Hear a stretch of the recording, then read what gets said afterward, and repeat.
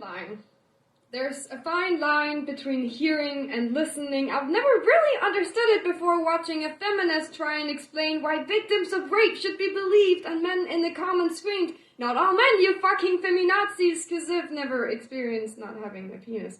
The moment the word equality leaves one's lips, it tastes like something someone will be sick with.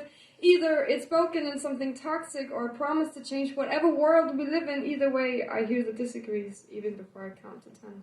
And you laugh because, if we're equal, then we get to punch you with no label like evil. But when did violence become the voice of equality? Remember, you already gave us bruises with no apology. The truth will be seen in the statics, reminding us that 1 in 3 women have had it. You're already hitting us in the name of love. The problem is we'd like you to stop. Because you only listen when wage gaps are discussed. The problem right there, the evidence right there to be crushed before hushed is a lot harder to make you listen when there's no evidence written, only words spoken and hearts broken, with experiences you never knew to be possible because you were never ready for it to be understandable. When women cry from the top of their lungs, we'd like you to stop cutting off our tongues with discussions of our own bodily anatomy in the air, cutting off the axis of abortion with no tear, because if you didn't want to be a mother on the floor, then maybe don't be such a whore. We'd like you to stop cutting off our tongues and start being a little more worried about your sons and a little less worried about the way we dress, because no means no and yes means yes.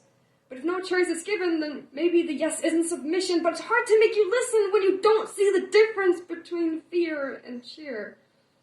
Jeez, we'd like you to stop cutting off our tongues. Women scream every time we're treated like dogs when we tell you that no, it's not a compliment telling us you'd like to fuck us in any environment. We'd like you to stop with the catcalls because for God's sake, you motherfuckers, we're not dogs in halls, and maybe we'd like to walk down the street without having to pick up speed.